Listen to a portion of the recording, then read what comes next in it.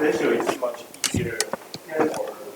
Even in some schools they have special ability, so special that I think say one dimension. I think people always teach in spatial relativity in high school. yes, we also had it, but it was Just once. but most of people didn't get it, Yeah. including myself. I just was able to use the formulas, but I was still not doing it. If we expand that to keep activities in the future. But only special. In general, it's too much preparation. Because the one the lecture is about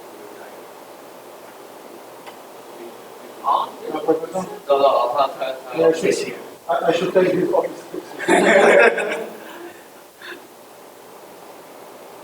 But he's teaching general relativity.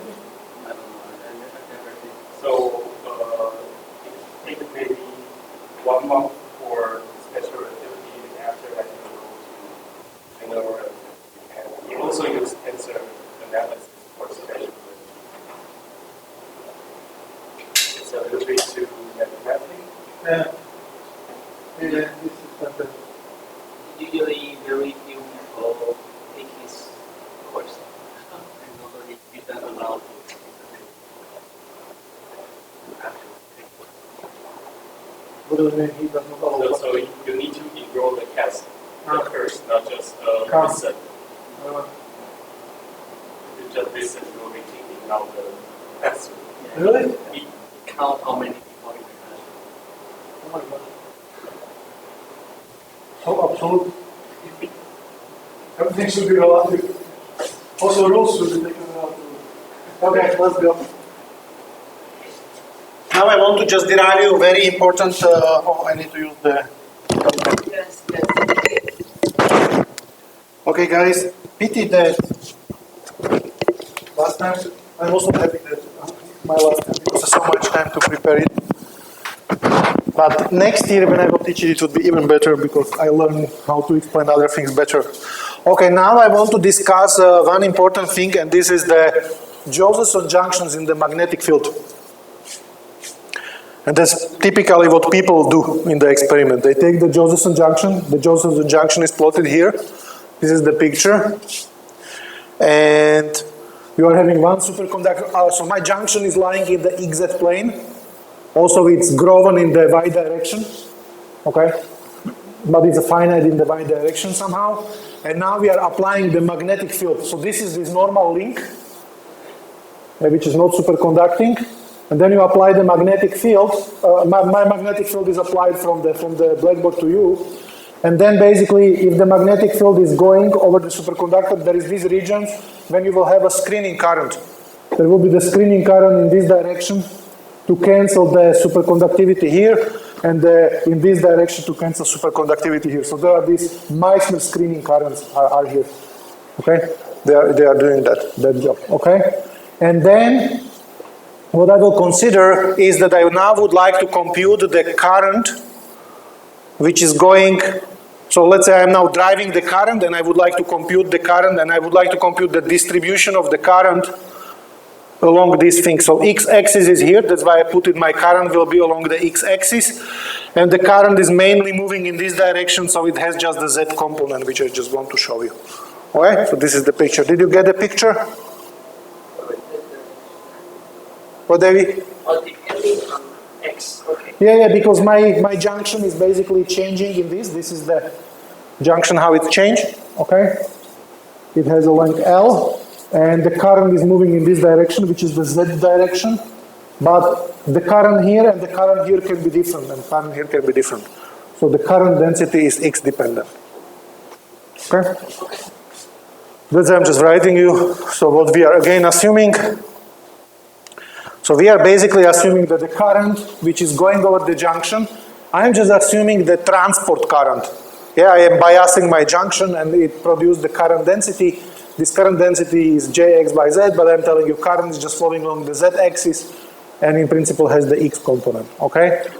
And then the assumption basically is that people are always assuming in these junctions that, okay, current is mainly moving in the direction of the junction. So what matter how much current is going is just depending on this phi, which is the phi difference between this point. So I would like to know how much current flow here. I need to know the phase difference between those points. Phase difference between those points and phase difference between those points will tell me how much current is flowing using the Josephson equation. Yes? Why the phase difference will different because of different x? Because of the magnetic field, we will see it. Without magnetic field, of course, we will see that without magnetic field, there is a constant phase difference which does not depend. It's just here and here. But because of the magnetic field which is now applied, we will see that the phase difference is position dependent. Okay? Good, that's the reason. So what we're gonna to do, we're gonna to derive it. And just I want to say that this is my thickness, delta. But because I am applying the magnetic field, the effective thickness is larger because I need to take into account also this London penetration depth. So basically also here the superconductivity is suppressed. So the effective thickness of this weak link is not just delta in the magnetic field, but is delta J I need to account for the London penetration depth. Okay? Good. We are great. So this delta J is written here. And what we're going to do, we will now derive the equation how the phase difference between this point, this point, this point, this point depends on the x coordinate. So this is my x coordinate. And we will see that if phase difference here and the phase difference here and the phase difference here, they are different. They depend on the x coordinate. And we will derive that. Okay? We will know this phase difference, and then we will plug it into this equation, and then we will get the profile of this current. Okay? And then we look for the total current. I need to integrate it, and then we'll write the maximum. Okay? So let's go for that. I'm going to make the derivation, and the derivation of that basically is like that. So only equation when you are having somewhere magnetic field and the current, and this is the second London equation, or as we call it, the quantum London equation, which tells you how the gradient of the phase depends on the vector potential and the current. So this equation we derived in the chapter number 2, and this is this quantum, and we write it differently. We write it J as a function of those things, but I just inverted that. Okay? Good. So now we will apply this equation to that. So what I'm going to do, I'm going to compute the difference, you will see, between those points, how the phase difference is changing as I am changing those points. Good. So this picture we would need, but I also need like that. So I'm just making some contours. So the phase difference, okay? I just want to make the phase difference. So I'm at point X. And then I have at point LR, and I just put left junction, right junction. So this is L and R means left and right. And R and B means points, because I will have points A and B.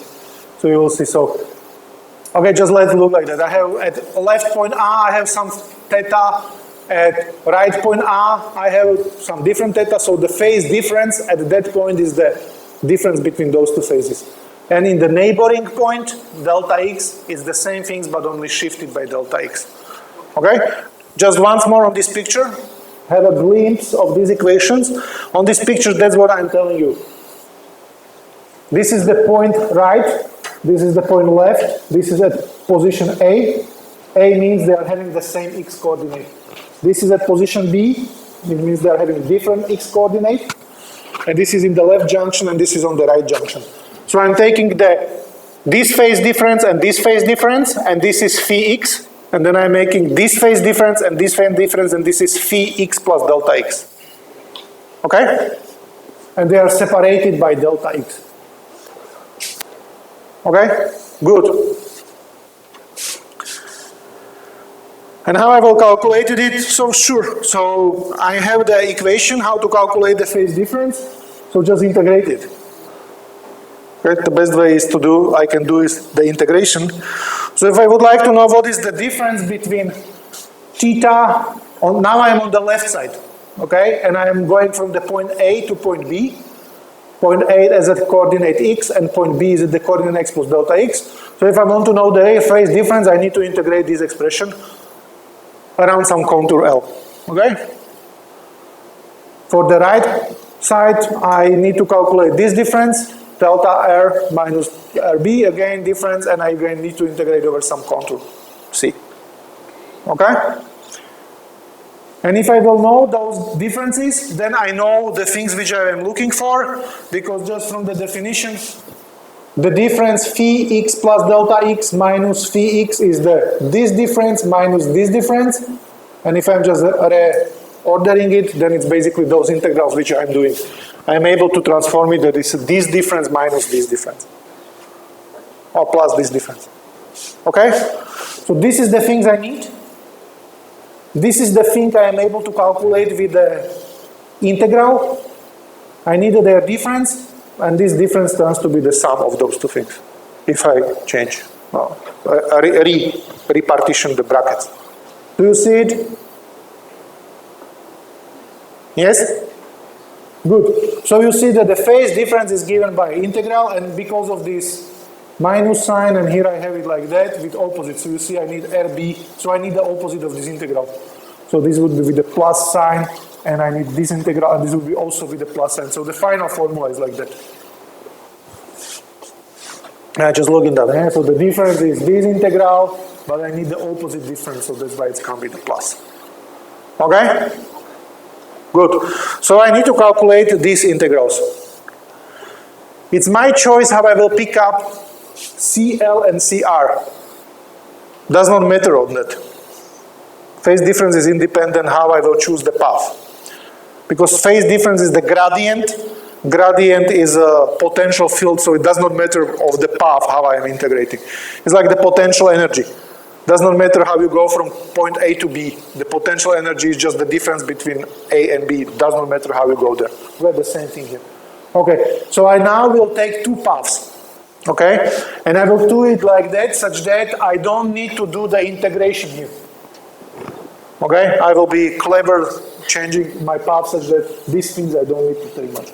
So I need two contours, and I will choose them like that. So the first part of the contour, so I am just showing you how this contour will look like.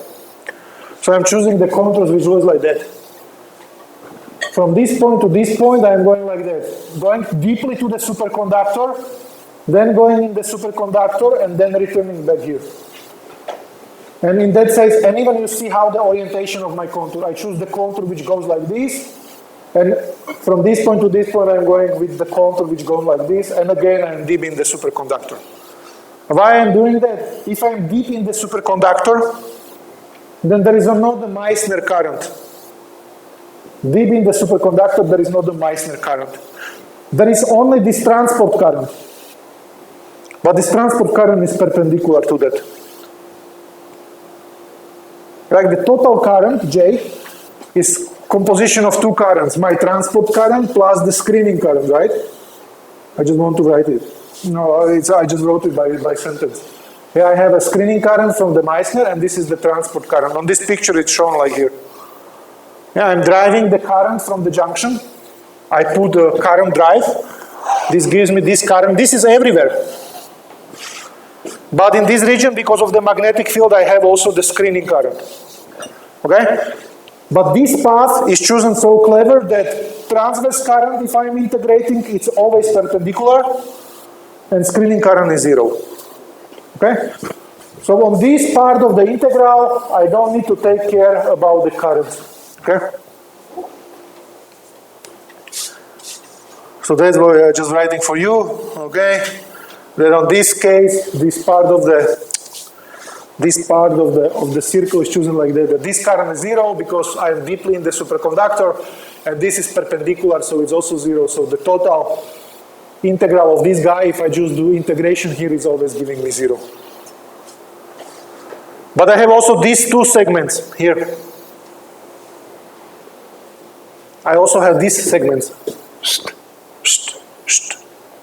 Okay? Here, one thing is good. Meissner current is perpendicular to that. You see, integration curve is like that, and Meissner current is perpendicular to it. So the integral from the Meissner current or the contribution is non-zero. But my transport current is contributing here. There is a small contribution from the Meissner current because this current is flowing here, and this current is flowing here and flowing here, so there would be small contribution. Now I need to integrate J over this. I'm calculating this integral, right?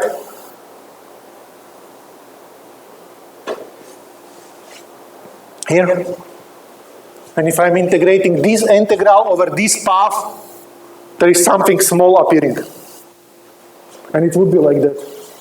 I will get some contribution on the one side, some contribution on the other side, some contribution of some, and some on the other side. Did you get me? Your faces are telling me that you didn't get me. How many of you didn't get me? Huh? David didn't get me. Who got me? Did you get me? My integration curve looks like this.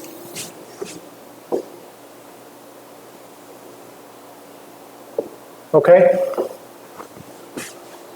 How my current looks like. So at that points which are far in the superconductor, I have a transport current and no Meissner current. So all the current is zero. I need to make the scalar product between current and delta L, and this gives me the zero. Okay? Now we are coming here. What currents are here? There is the Meissner current. There is a driving current. And my delta L element looks like this. So the Meissner current, and this one is again zero. I don't need to do anything. But DL and the transport current, JZ, are talking to each other. The scalar product is non-zero. So I will give small contribution here, which would be proportional to the London penetration depth on the left-hand side times the current at that point X. This is at point X. And at point X plus delta X, I will get the contribution which is London penetration depth times JZ X plus delta X. And I should be careful, here is a minus, because my curve, integration curve, is oppositely to the current. So current is in this direction, but the curve is in this direction. However, in this case, they are opposite, so it's closed, okay? And similarly on that side, on the right-hand side, I will also get something here and here. Okay? Does not matter, we ignore it. So I was explaining you, it's there, but we ignore it at the end. And we are just assuming that, okay, we can do it because in high magnetic fields, what will really matter of all of those integrals? This is the really integrals which we need to do, but we are now assuming if the magnetic field is very, very large and the transport current is very, very small, then these terms dominate and I can ignore that. Otherwise, I'm just telling you that this contribution compared to the vector potential is much, much smaller. Okay? Good. So if you do it, this is the first approximation which we are doing. We ignore something at the end. And the second approximation what we are doing is, we just need to integrate over here and over here. But we are so generous that say like that, no one watch, let's integrate also over here, okay? So we are computing it to the closed contour. So I'm adding here by hand also these pieces which was not there before. So I'm making the closed contour. So again, I'm a little bit swindling, okay? Not only me, or people in the book are doing like that. Good. So at the end, the approximation is that this integral which we need to calculate, we at the end just say is the integral over closed curve which encloses this area, okay? So just what we are doing.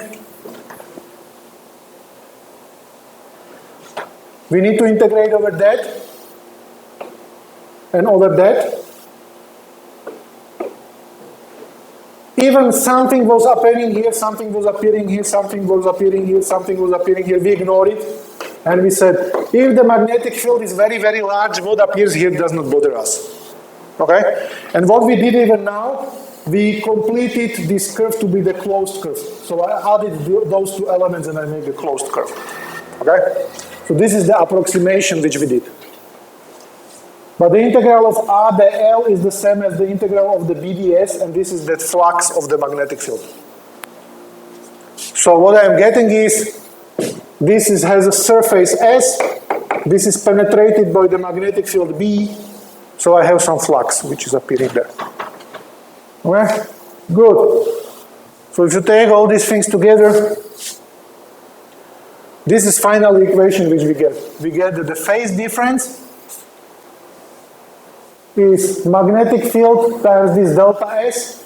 This delta S is delta J because the thickness of this guy is this delta J. This was this delta J which we introduced, right? This was the sum of delta plus those and this. And the separation between those points, this point was at point X, this was point X plus delta X. So this thing is delta X. So the area is delta J times delta X. So the flux is this. Chaponi, you okay, man? Okay. Good. So now I know it, because now I can turn this into the differential equation, right? I can just write this thing as a differential equation, that the gradient of phi is just some constant, and this is just the immediate, so I can just immediately integrate it, and I'm just writing it like that. So it's some linear function of k.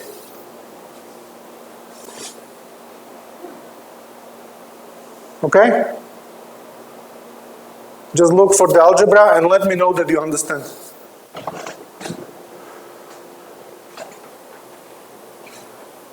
Are you with me? Did you get it? Okay, so what we just derived, in some approximative way, we got the most dominant contribution. So this is our x coordinate, and we see that the superconducting phase difference in magnetic field between two different points. So this is my point, okay? I was calculating this, and that was the superconducting phase difference between those points was phi x. The superconducting between these was phi x plus delta x. This was phi x plus 2 delta x, and etc., etc. So we see that phi as a function of x is the linear function. It changes with x linearly. We just derived that. But what matters is phi is not important, modulo 2p is important, but in the current phase relation, we are just having this. So the current which we just get is just this thing. And I just want to write, the people write it normally like that they just write what we derive. Now they extend it by what I did here. So this we derive, this is this flux which we derived, right? This integral which I was telling you. And now I am extending it by L and divide it by L. And now I am recognizing that this is nothing else as the total flux over the junction. Total flux over this part of the junction. This is the total flux divided by L, which is the length of the junction. So this K is just this coefficient. Okay? But the phi is the total flux which we are able to calculate. Good. And now if you are taking this current phase relation or phase and you plug to the Josephson equation for the current, you are getting how the current looks like. And this you see that the current looks like that. So depending on the x, you see that the current is going up, down, up, down, up, down. So the current is not homogeneous. On some part of the junction, the current is going in this direction. On some other part, it's going in this direction, going here and here. So it's changing. So the local current in the junction in the magnetic field is doing something. It's again changing. We derive it. Only in magnetic field you see if the B is equal to 0, then the K is equal to 0. This K is depending on the B. So if B is equal to 0, we are having constant phase shift. Okay? Good. So now what we can do, so people can visualize it nowadays. There are something what is called the nitrogen vacancies. So the diamond, people take the diamond and they have in the diamond the nitrogen vacancy. This vacancy in the diamond is carrying a magnetic moment and you can induce the transition between different magnetic levels of that. And by such method you are able to visualize locally the magnetic field and the current. So people are able to really visualize these things nowadays. Okay, and it's really, yes, mathematics says. Okay, so now, and this is the interesting thing, we are not interested in the current density. We are interested in the total current.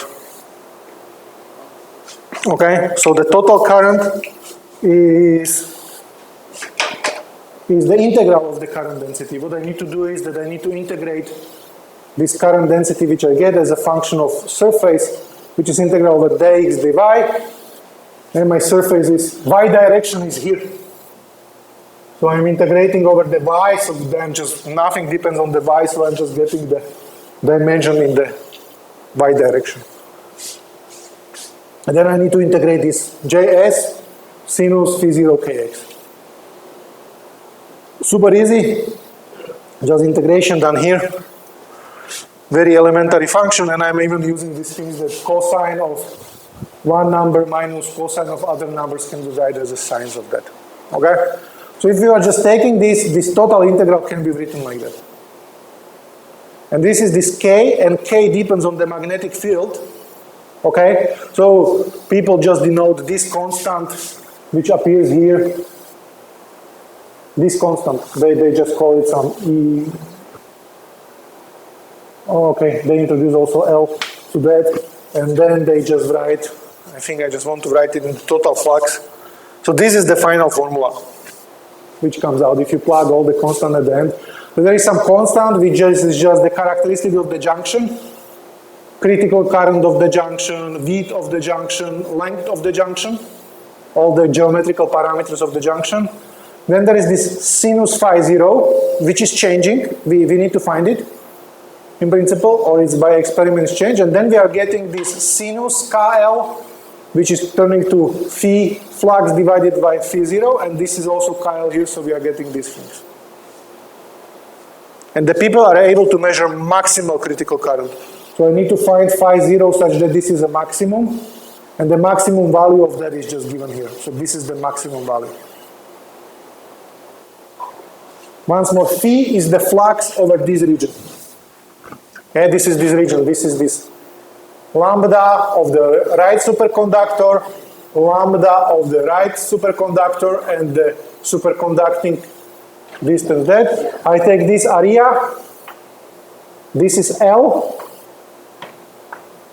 this is this total thickness delta here, and total flux phi is applied magnetic field times L times Vj. Okay? And people are able to measure it, and we are able to calculate it, and that's how it looks like. Oh, do I have it? Oh, somewhere I have it. Okay, so this is how it looks like.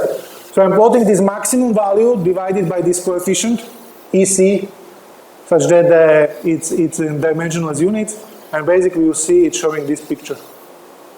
So you see that at 0 is maximum, and then it has some periodic features, but for some values of the flux, it's getting to 0, and in some other values of flux, it's a non-zero. And if you just put the Fraunhofer pattern of the superconductor to the Wikipedia on somewhere, you will get it. So this is the experiment which I have on somewhere. So this is really, they apply the magnetic field and they measure the critical current, and this is the data which they get, and this is the feed which you will get. Okay? And by measuring this, you are able to find some characteristics of the junction. For example, you are able to find what is this London penetration depth, for example. You take two ideal superconductors, you know magnetic field, yeah, because two different jumps, if you are just looking, what is the separation between two different jumps, you see, you are able to find it. Yeah? So the separation between two different maxima is just fundamental constant divided by the length, divided by dg, and in dg, you are having the true thickness plus the London penetration depth. So this is, for example, if you measure these things, basically you just then able to find DJ and you are able to find the London penetration depth via such things. Okay? Yes? I have a question that in the previous slide it says that this calculation is on the magnetic field is strong. Yes. But in the plot, the magnetic field is only you. That also works. It works also. So then how small the magnetic field that this will is it? It's possible to estimate. Actually, today, all the day what I was doing, I was exactly not happy with that, so I make my own theory. And my theory match with the experiments. So what happened if you will not ignore what I ignored? You will see also the same thing, that in the zero, the maximum will be different. This EC, what will change? Okay. The ratio will not change much. Okay. So what will change if you will not ignore it would be this constant.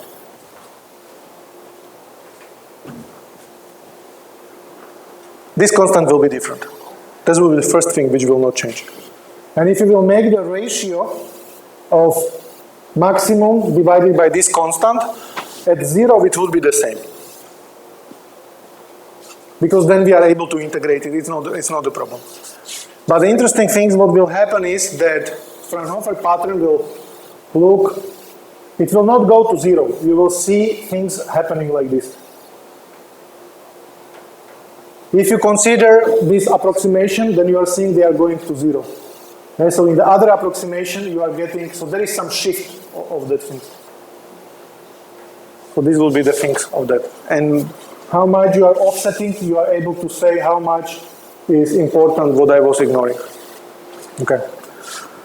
So that's all what I wanted to tell, mainly. There is also the squid, but again, just quickly tell you the final formula, but I still don't prepare much, and I think I will need more time for that, so I want to finish. It would be in the notes a little bit, and you can Google or use some YouTube videos how the squid operates. It's very useful.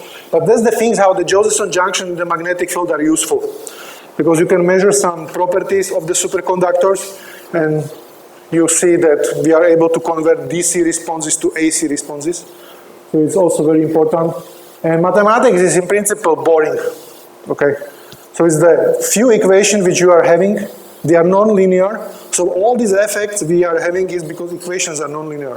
You have sinus phi somewhere. Phi dot is equal something and sinus phi. Then it means why you can convert something DC to AC, because equations are non-linear. Alright? So this is mathematically what is there. Good. So look for this derivation. And yeah, I was just trying to explain that.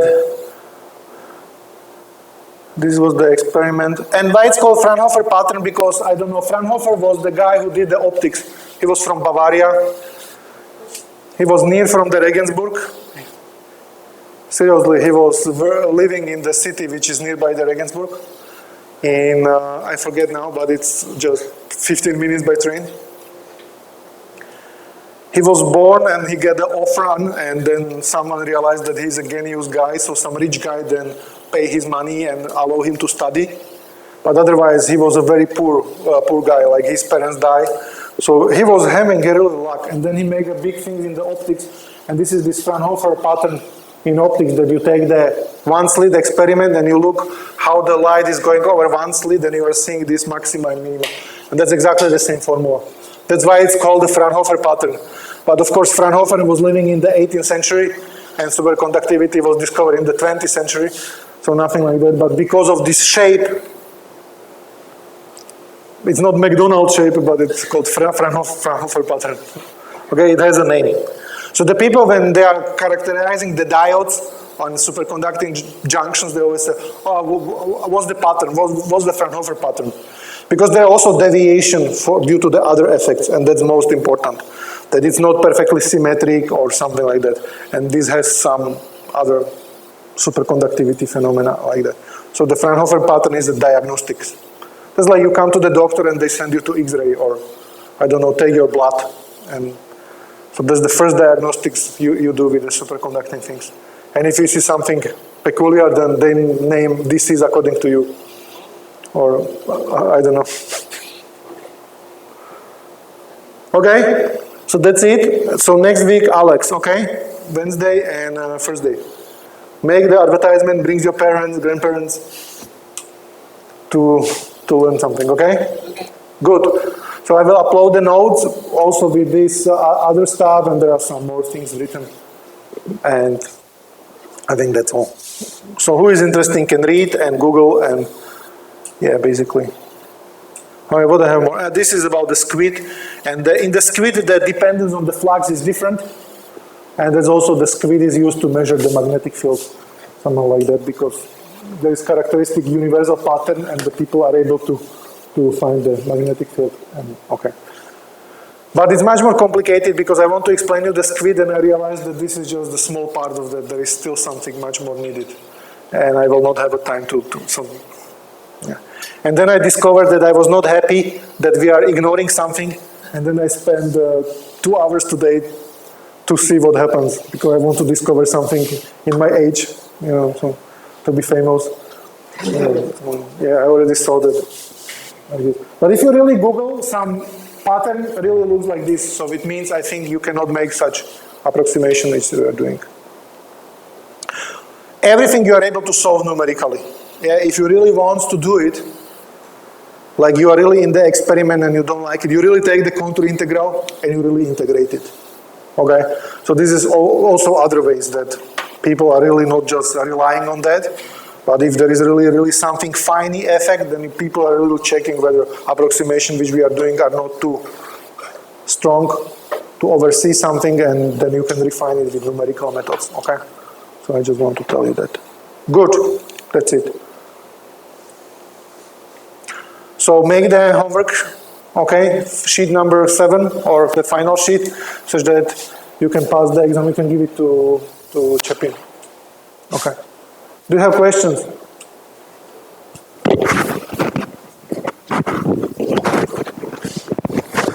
current is like this shape. He also has a total current. Yes. So we will also see, for example, that, yeah, this is a good question. Like, I just calculated the critical current, which will be the current carried by the superconducting electrode. And you will see that the critical current will depend on the magnetic field. Yeah, so the critical current will be. If you want to drive higher current, then again, normal electrons will jump to the gate. So we will also need to take the other things, V divided by R, use the first, or use the time-dependent second Josephson equation, and now make the analysis a little bit more complicated. This is done, and it's called the Fulde-Franch equation, and the people are studying it. Okay, so then you are getting some solid tonic solution and something very interesting. So there is a really nice mathematical, again, nonlinear method on that. But, so this will be just the superconducting current you can carry. If you will say, okay, I'm putting the current bias which is larger like that, then you will see also that the normal electron should do something. And then you will see that there appears the voltage, and this voltage will be also AC dependent, and also depends on the magnetic field how. Okay, so this means that.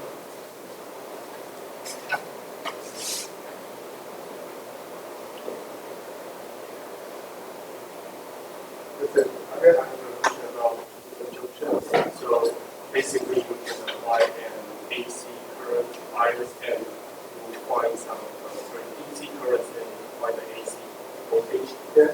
Then how about you apply some AC? You can. And then it will get that you get AC voltage. And you will see that there is also DC component and AC component, and they will be shifted in the phase. So this is exactly the thing, how to change the phase of something.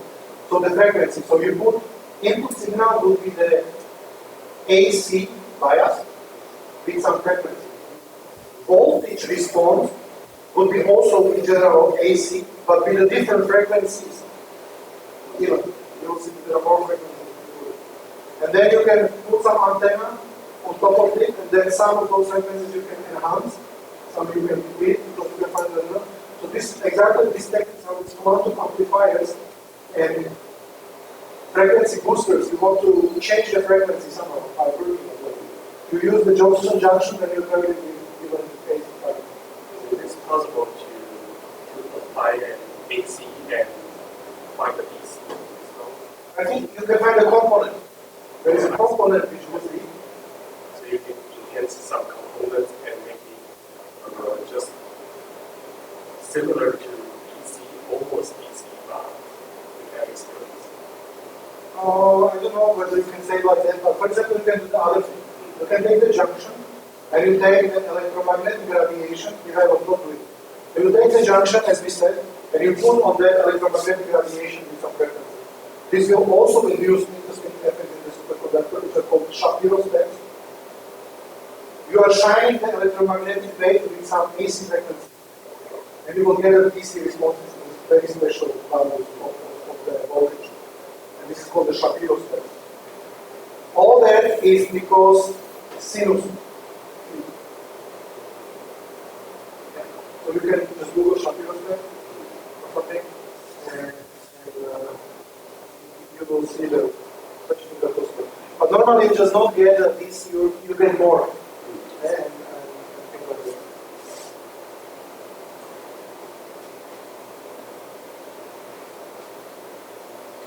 Great. That's it. So next week also record on. Yeah, next week everything records. So next week I will be here.